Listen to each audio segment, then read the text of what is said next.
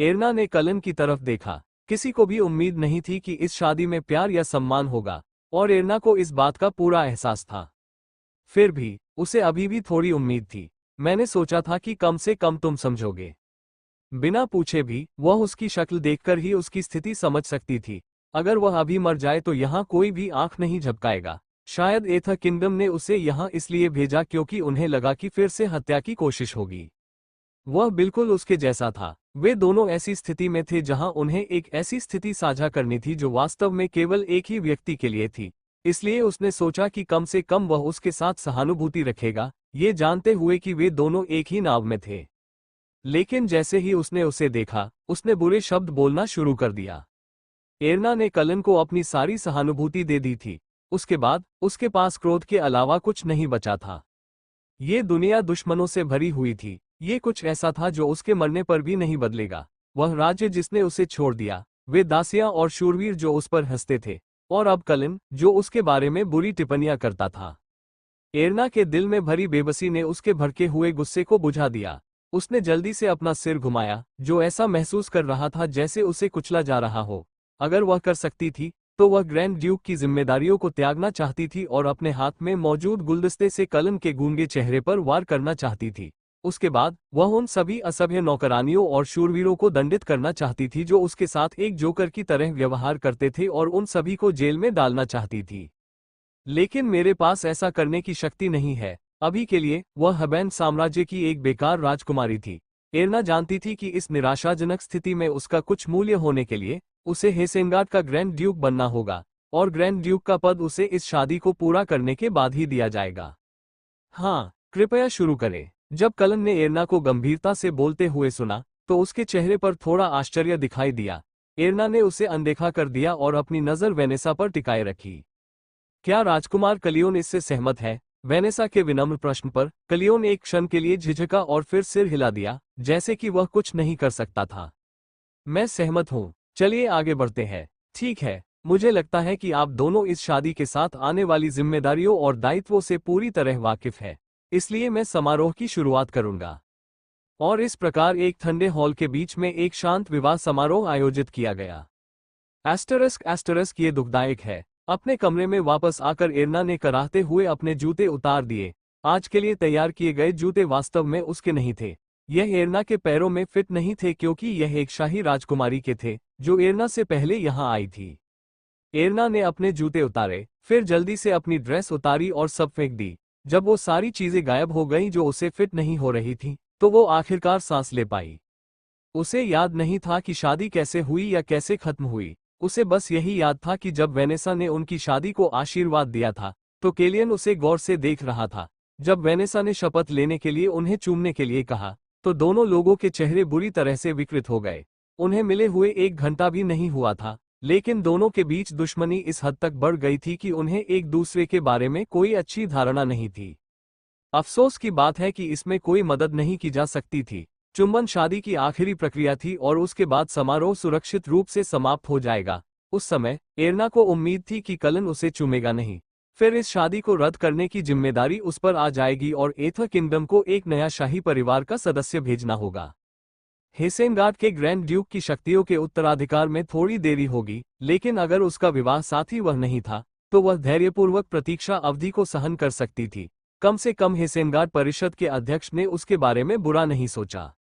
हालांकि एरना की उम्मीदों के विपरीत कलन ने अपने दांत भींचे और उसके पास गया। उसने उदास चेहरे के साथ उसके होठों पर अपने होंठ दबा दिए, जैसे कि उसके पास ऐसा करने के अलावा कोई और विकल्प नहीं था। 1 सेकंड से भी कम समय में दोनों के होंठ एक दूसरे से छू गए और फिर तुरंत एक दूसरे से अलग हो गए। इसके साथ ही मैं सभी को सूचित करना चाहता हूं कि विवाह समारोह संपन्न हो गया है। जैसे ही वेनेसा के शब्द निकले, दोनों ने कराहते हुए कहा, मानो वे घृणा से भरे हुए हों और पागलों की तरह अपने हाथों के पिछले हिस्से से अपने होठों को रगड़ने लगे। इस शाही विवाह में कुछ भी महान नहीं था, जिसके बारे में कहा गया था कि ये 2 युद्धरत राज्यों को बांधेगा और हेसेनगार्ड के ग्रैंड डची के भाग्य का फैसला करेगा। लेकिन ये खत्म हो चुका है। एरना ने अपनी मुट्ठी भींच ली। शादी आखिरकार खत्म हो गई। अब वह हेसेनगार्ड की ग्रैंड ड्यूक थी। वह अगले दिन अपने काम पर लग जाने वाली थी और तुरंत ही उसे सौंपी गई सभी नौकरानियों से छुटकारा पा लेना चाहती थी। जैसे ही उसने ऐसा करने का फैसला किया, उक्त नौकरानियां उसके कमरे में घुस गईं। एविएटर के साथ मुफ्त बेट्स में 74 लाख अनलॉक करें। YOLO247.co। क्या चल रहा है? हालांकि उसने उनसे छुटकारा पाने का फैसला कर लिया था, लेकिन एरना ने हमेशा की तरह उन्हें डरते हुए देखा और सावधानी से पूछा। यह उसकी आदत बन गई थी क्योंकि वह लंबे समय से उनसे सावधान रहती थी। राजकुमारी, तुम्हारा क्या मतलब है? उफ, कोई ग्रैंड ड्यूक नहीं। यद्यपि उसका पद बदल गया था, परंतु नौकरानियों का अत्याचारी रवैया वैसा ही बना रहा। आपको अपनी शादी की रात के लिए तैयार होना होगा। शादी की रात? इन शब्दों ने एरना को हड्डियों तक जकड़ लिया। ये कुछ ऐसा था जिसके बारे में उसने कभी नहीं सोचा था। चूंकि यह एक औपचारिक विवाह था, इसलिए उसने सोचा कि समारोह के पूरा होने के साथ ही बड़ी बात खत्म हो गई। वह पूरी तरह से भूल गई थी कि संधि में कहा गया था दोनों राज्यों के शाही सदस्यों के बीच पैदा होने वाला बच्चा हेसेनगार्ड का अगला ग्रैंड ड्यूक होगा, लेकिन वह और कलन दोनों ही केवल 16 साल के थे।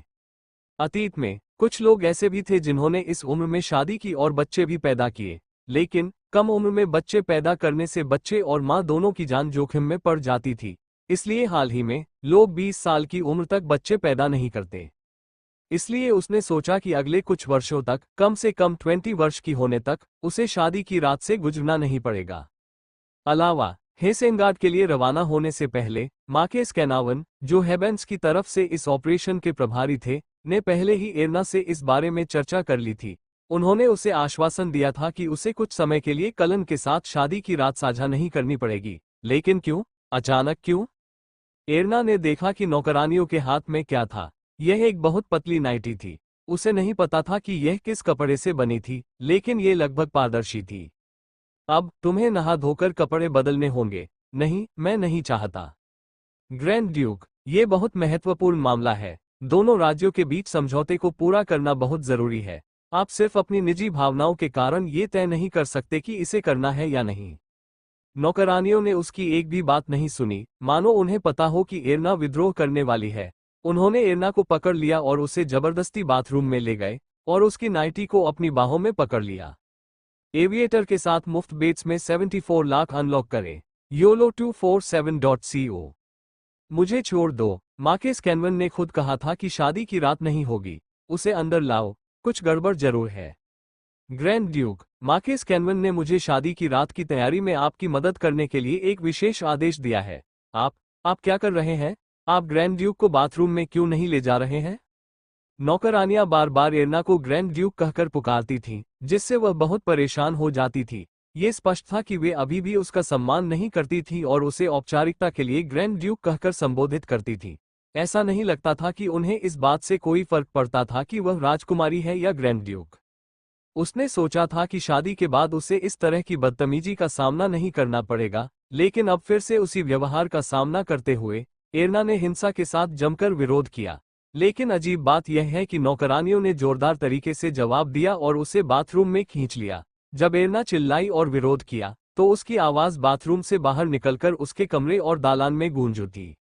थोड़ी देर बाद एक नौकरानी बाहर आई और दालान में खड़े एक आदमी को झुककर प्रणाम किया। मेरे प्रभु, मैंने वही किया जो आपने मुझे करने को कहा था। ठीक है, अच्छा काम किया। दालान में खड़ा आदमी मार्केस कैनावन था, जो हेबेंस की तरफ से इस ऑपरेशन का प्रभारी था। एरनास की चीखें सुनकर उसने अपनी जीभ चटकाई। हेबेंस शाही परिवार का एक सदस्य इस तरह से व्यवहार कर रहा है, ये बहुत शर्मनाक है। हेबेंस किंगडम से पहले, एथर किंगडम से पहले और हेसेनगार्ड की डची से पहले भी। क्या आपको ऐसा नहीं लगता? उसने धीरे से कहा। जब मार्केस कैनावन ने उसकी राय पूछी तो नौकरानी ने सिर झुकाकर प्रणाम किया। राजकुमारी, नहीं, ग्रैंड ड्यूक अभी भी युवा है, इसलिए वह नहीं जानती कि उसे अपनी स्थिति के अनुसार कैसे व्यवहार करना चाहिए। मुझे लगता है कि मार्केस को उसे बहुत मार्गदर्शन देना चाहिए। बेशक, बेशक, इसीलिए महामहिम ने मुझे प्रतिनिधिमंडल के प्रतिनिधि के रूप में यहाँ भेजा है। महामहिम द्वारा मुझे सौंपे गए कर्तव्यों में ग्रैंड ड्यूक को मार्गदर्शन प्रदान करना भी शामिल है। जैसा कि हम सभी जानते हैं कि अन्य शाही राजकुमारियों की तुलना में उनमें शिष्टाचार और शिष्टाचार की कमी है। मार्केस कैनवन ने शादी के दौरान अपनी मूंछों को छूते हुए राजकुमारी की हरकतों को याद किया। मूंछों को उन्होंने दर्जनों बार छोटा किया था। ये बेशर्म लड़की, क्या वह सोचती है कि अब वह असली ग्रैंड ड्यूक बन गई है, वह जो चाहे कर सकती है? हेबेंट के राज्य को छोड़ने से पहले मार्केस कैनवन एरना से बहुत खुश थे। एरना, जो शाही परिवार के ठंडे व्यवहार की आदी थी, एक कमजोर महिला थी और अपनी राय व्यक्त करने की हिम्मत नहीं करती थी। एक राजकुमारी जिसका दर्जा कुलीन था, लेकिन वह बहुत अलग नहीं थी, वह एक आदर्श बिजुका थी। मुझे उससे ज्यादा उम्मीद नहीं है। अगर वह मर भी जाती है, तो भी मैं तुम्हें जिम्मेदार नहीं ठहराऊंगा। तुम्हारा काम सिर्फ हिसेनगार्ड और एथर पर नजर रखना है। एरना को इस मौत के जाल में भेजने से पहले राजा ने माकेस से ऐसा कहा था। इसकी बदौलत माकेस बिना किसी चिंता के हिसेनगार्ड आ पाए। पिछले 2 हमले सिर्फ शाही परिवार के सदस्यों पर ही लक्षित थे, इसलिए अगर इस बार भी कुछ हुआ तो सिर्फ राजकुमारी एरना ही मरेगी। कुल मिलाकर वह सुरक्षित रहेगा। बेशक ये और भी अच्छा था कि एरना जिंदा थी। अब छोटी राजकुमारी की देखभाल का बहाना देकर वह उसकी जिम्मेदारियां संभाल सकता था और हिसेनगार्ड के ग्रैंड ड्यूक की तरह रह सकता था। वैसे मार्केस कैनवन ने शादी में एरना के कलन के साथ झगड़े को याद करते हुए भौहें सिकोड़ी। उसे ये भी एहसास नहीं था कि उस स्थिति के कितने भयानक परिणाम हो सकते हैं। इसके अलावा उसके शब्द बचकाने और असभ्य थे। उसने उसे कई बार चेतावनी भरी निगाहों से देखा, उसे सही तरीके से व्यवहार करने की याद दिलाई, लेकिन एरना ने उसे पूरी तरह से अनदेखा कर दिया और जैसा वह चाहती थी वैसा ही व्यवहार किया। ऐसा लग रहा था जैसे वह पूरी तरह से अलग इंसान बन गई हो। टीएन, अगर आप सोच रहे हैं कि एरना को ग्रैंड डचेस के बजाय ग्रैंड ड्यूक क्यों कहा जाता है, तो इसका कारण वास्तव में संधि है। संधि के अनुसार, जिसका उल्लेख प्रस्तावना में किया गया है, जब तक एरना और कलन का बच्चा नहीं हो जाता, तब तक उन्हें ग्रैंड ड्यूक का पद साझा करना होगा। वैसे डचेस के पास वास्तव में बहुत अधिक शक्तियां नहीं होती है, इसलिए यह उपाधि एरना की स्थिति के अनुकूल नहीं है। मुझे उम्मीद है कि इससे आपको मदद मिली होगी। वैसे क्या ये बहुत बढ़िया विचार नहीं है? इस तरह दोनों राज्यों का डची पर बराबर का दावा होगा। इस वजह से मार्क्विस पूरे विवाह समारोह के दौरान बेहद नाराज रहे। मैं उसे सुरक्षित यहाँ ले आया, लेकिन आभारी होने के बजाय वह अब अहंकारी व्यवहार कर रही है। अब जब वह ग्रैंड ड्यूक बन गई है, तो क्या उसे लगता है कि वह जैसा चाहे वैसा व्यवहार कर सकती है? उसने सोचा था कि छोटी राजकुमारी हमेशा चुप रहेगी, लेकिन यहाँ वह पहले से ही उसका विरोध करने की कोशिश कर रही थी। इससे उसे बहुत शर्मिंदगी महसूस हुई। उसने सोचा था कि जब वह एरना की ओर से हिसेनगार्ड पर शासन करेगा, तो वह बस एक गुड़िया की तरह चुपचाप बैठी रहेगी और जो कुछ भी वह कहेगा, उसका पालन करेगी। इसलिए मार्क्विस कैनावन ने शादी समारोह से लौटते समय एक नौकरानी को बुलाया। ऐसा लगता है कि ग्रैंड ड्यूक ने हमारे यहाँ थोड़े समय के दौरान कुछ खराब पी लिया है। मुझे समझ में नहीं आता कि एक व्यक्ति जो हबंड किंगडम में बहुत अच्छा व्यवहार करता था और सबकी बात सुनता था, अचानक शादी में ऐसा व्यवहार क्यों करने लगा। नौकरानी बहुत ही तेज तर्रार थी। भले ही मार्केस कैनावन ने यह बात घुमा फिराकर कही थी, लेकिन वह तुरंत समझ गई कि वह क्या चाहता है। मार्केस परोक्ष रूप से एरना की हिम्मत तोड़ने की बात कर रहा था। इसके बारे में ज्यादा चिंता मत करो मेरे प्रभु। आज शादी की रात का अनुभव करने के बाद ग्रैंड ड्यूक अच्छी तरह से समझ जाएगा कि वह क्या जिम्मेदारियां उठाती है। ठीक है, क्या कोई बेहतर तरीका है? फिर नौकरानी ने इधर उधर देखा और उसके कान में फुसफुसाया, और अब वही हो रहा था। मार्केस कैनवन ने अंदर से आती आवाज सुनी। एरना की आवाज, जो शुरू में नहीं और चले जाओ चिल्ला रही थी, धीरे धीरे धीमी होती गई और जल्द ही धीमी सिसकारियां और रोने में बदल गई। मार्केस कैनवन ने संतुष्ट भाव से सिर हिलाया। ये तो बस शुरुआत थी। कल सुबह तक एरना को अपमानित होना जारी रहेगा। इससे कोई फर्क नहीं पड़ता कि वह ग्रैंड ड्यूक थी या नहीं। आखिरकार वह सिर्फ एक अपरिपक्व बच्ची थी जो ये भी नहीं जानती थी कि सत्ता को सही तरीके से कैसे संभाला जाए।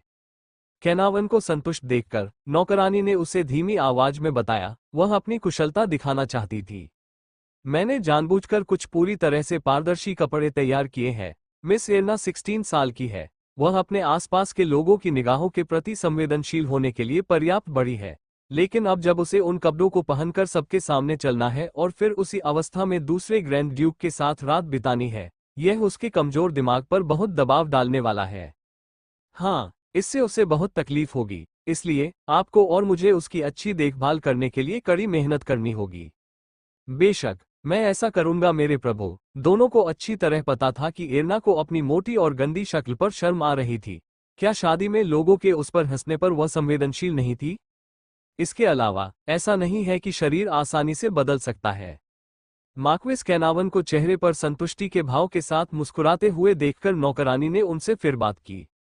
वैसे क्या तुम सच में एथर किंगडम की जरूरतों को पूरा करोगे? उसका चेहरा, जो कुछ देर पहले तक मार्केस के साथ उत्साह से बात कर रहा था, थोड़ा काला पड़ गया। हमें उन्हें अस्वीकार कर देना चाहिए क्योंकि यह बहुत अपमानजनक है। ओह, आपका मतलब यही है। हमने अभी के लिए इसे स्वीकार करने का फैसला किया और बदले में कुछ ऐसा ही मांगा। जाहिर है, एथा के ग्रैंड ड्यूक बहुत सहयोगी नहीं थे। शुरुआत में दोनों पक्षों ने मांग की कि शादी की रात से पहले प्रत्येक राज्य के शाही परिवार के सदस्यों को एक बहुत ही पुरानी तरह की शारीरिक जांच से गुजरना होगा। दोनों पक्ष अच्छी तरह से जानते थे कि इससे युवा राजघरानों पर बहुत दबाव पड़ सकता है, लेकिन फिर भी उन्होंने एक दूसरे का अपमान करने के लिए यह मांग उठाए। हालांकि ये बहुत ज्यादा लग रहा था और इससे पहले कि कोई कुछ समझ पाता, मामला शांत हो गया। अंततः ऐसा न करने का फैसला किया गया। लेकिन एथा आगे आए और इस मुद्दे को पुनः उठाया। मार्क्विस कैनावन को एहसास हुआ कि एथस की स्थिति भी उनकी स्थिति से अलग नहीं थी। वास्तव में उसकी आंखों में जो भाव था वह कोई मजाक नहीं था। भले ही कलन एक मुक्त लाश की तरह दिख रहा था, लेकिन जब वह सबको घूर रहा था तो उसकी आंखें भयंकर थीं। ऐसा लग रहा था जैसे वह कह रहा हो कि अगर उसका शरीर स्वस्थ होता तो वह सब कुछ गिरा देता और शादी से भाग जाता। तभी उसे अंदर से एरनास की चीखें सुनाई दी। मार्क्विस कैनावन ने संतोषपूर्वक मुस्कुराते हुए नौकरानी से कहा, मुझे आशा है कि आज शादी की रात अच्छी तरह समाप्त होगी। ***, धब दरवाजा बंद होने की आवाज सुनकर एरना को होश आया। साथ ही उसे याद आया कि उसके साथ क्या हुआ था और उसे एहसास हुआ कि अब वह किस स्थिति में है। यहां आने से पहले एरना को एथा किंगडम की नौकरानियों से मिलना था। उन्होंने एरना को एक छोटे से बिस्तर पर जाने के लिए कहा, ये कहते हुए कि वे जांच करने जा रहे हैं कि उसे वारिस पैदा करने में कोई समस्या तो नहीं है। फिर उन्होंने अचानक उसके पैरों को पकड़कर उन्हें जबरन फैलाने की कोशिश की। एरना ने अप्रत्याशित स्थिति का सामना करते हुए चीखी और विद्रोह किया, लेकिन उन्होंने फिर भी ठंडी आंखों से उसके शरीर की जबरदस्ती जांच की, उसे आज्ञाकारी रूप से ग्रैंड ड्यूक के रूप में अपना कर्तव्य स्वीकार करने के लिए कहा। उसके पैरों के बीच की खाई में एक ठंडी चांदी की छड़ डाल दी गई। हेउक, एरना के मुंह से फिर चीख निकली। यह उसके जीवन में पहली बार था जब उसे इस तरह के अपमान और दुख का सामना करना पड़ा था। यह उस भावना की तुलना में कुछ भी नहीं था जो उसने हबैंड में अन्य रानियों द्वारा कोड़े खाए जाने पर अपना सिर झुकाते हुए महसूस की थी। एरना ने कांपते हुए कमरे में इधर उधर देखा। जब वह संघर्ष कर रही थी तो उसके पतले कपड़े आगे पीछे खिसक रहे थे। नतीजतन वे मुड़े हुए और फटे हुए हो गए। मैं इस तरह देखते हुए हॉल में चला गया। उसे रास्ते में नौकरानियों और शूरवीरों की निगाहें याद आए। वह उनके सामने इसी तरह चली थी। उसके हाथ कांप रहे थे और उसका दिमाग खाली हो गया था। वह लड़खड़ाती हुई कमरे में कुछ ऐसा ढूंढने की कोशिश कर रही थी जिससे वह खुद को ढक सके। फिर उसे बीच में बिस्तर दिखाई दिया। सौभाग्य से वहां एक पतला कंबल था। एरना पागलों की तरह उसकी ओर दौड़ी, उसे अपने शरीर पर लपेटा और कमरे के कोने में बैठ गई। माँ एरना ने अपनी माँ को बुलाया, जिसका चेहरा उसने कभी नहीं देखा था। ये जगह बहुत डरावनी थी। एरना मदद के लिए सिर्फ अपनी माँ को ही बुला सकती थी, जो पहले ही मर चुकी थी। वह जानती थी कि कोई और उसका पक्ष नहीं लेगा। माँ, इस डर से कि कोई उसे इस तरह देख लेगा, उसने अपने शरीर के चारों ओर कंबल को कसकर लपेटने की कोशिश की। चीख! तभी उसने दरवाजा खुलने की आवाज सुनी। दरवाजा खुलने की आवाज सुनकर एरना ने आश्चर्य से ऊपर देखा। तभी उसे एहसास हुआ कि जहां से वह अंदर आई थी, उसके सामने वाली दीवार पर एक दरवाजा था। उन्होंने कहा कि यह ग्रैंड ड्यूकल दंपति का शयनकक्ष था। ग्रैंड ड्यूक के महल के केंद्र में स्थित इसे महल का सबसे शानदार कमरा कहा जाता था। दंपति को यहाँ एक साथ सोना था। इस बड़े कमरे में बाईं और दाईं ओर दो और कमरे थे, जिनका इस्तेमाल ड्यूकल दंपति को अपने व्यक्तिगत उद्देश्यों के लिए करना था। एरना को बाईं ओर का कमरा सौंपा गया था, और अगर यह उसके कमरे के दूसरी तरफ का दरवाजा था, तो इसका मतलब था। जैसे ही उसने किसी व्यक्ति को कमरे में प्रवेश करते देखा, एरना लगभग चीख पड़ी। जैसा कि उसने उम्मीद की थी, कलन ही अंदर आया था। इसमें कोई आश्चर्य की बात नहीं थी कि वह यहाँ होगा। आखिरकार ये ग्रैंड ड्यूकल जोड़े का बेडरूम था, और उसने आज उससे शादी की थी। लेकिन एरना को वास्तव में आश्चर्य इस बात से नहीं हुआ कि वह अंदर आया था, बल्कि उसके रूप रंग से हुआ था। भले ही उसने पारदर्शी पोशाक पहनी हुई थी, कम से कम उसने कुछ तो पहना हुआ था। लेकिन दूसरी ओर कलन ने कुछ भी नहीं पहना हुआ था। कमरे में प्रवेश करते ही उसका शरीर लड़खड़ा गया, मानो उसे अंदर धकेल दिया गया हो। हालांकि कलन गिरा नहीं और तुरंत खड़ा हो गया। फिर वह मुड़ा और बंद दरवाजे पर चिल्लाया, आज जो कुछ हुआ, मैं उसे अपने दिमाग में रखूंगा, और आप में से हर एक व्यक्ति जो उस कमरे में था। कलन की आवाज इतनी तेज और उग्र थी कि एरना को आश्चर्य हुआ कि उसके दुबले पतले शरीर में इतनी शक्ति कहां से आ रही है। एरना बिस्तर के पास छिप गई और अपनी सांस रोककर बैठ गई। वह उस स्थिति को नहीं देखना चाहती थी जिसमें वह अब था, लेकिन उसे यकीन नहीं हो रहा था कि वह इस अवस्था में उसके साथ एक ही कमरे में थी। इस समय उसके नग्न शरीर के सामने एरना को समझ में आ गया कि उन लोगों का उद्देश्य उसे और कलन को इस कमरे में धकेलना था।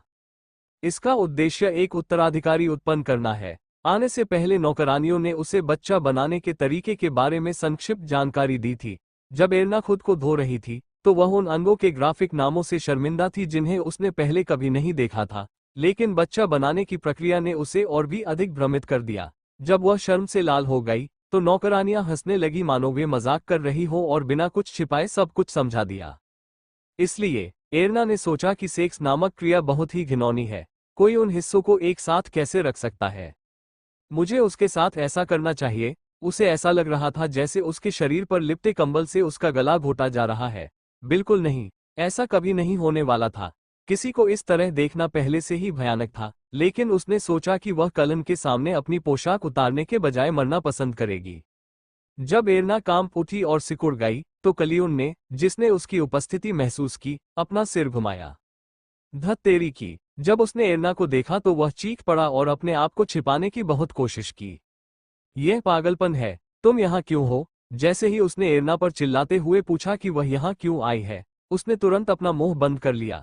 अगर सोचा जाए तो अगर एरना के अलावा कोई और होता तो यह और भी अजीब होता।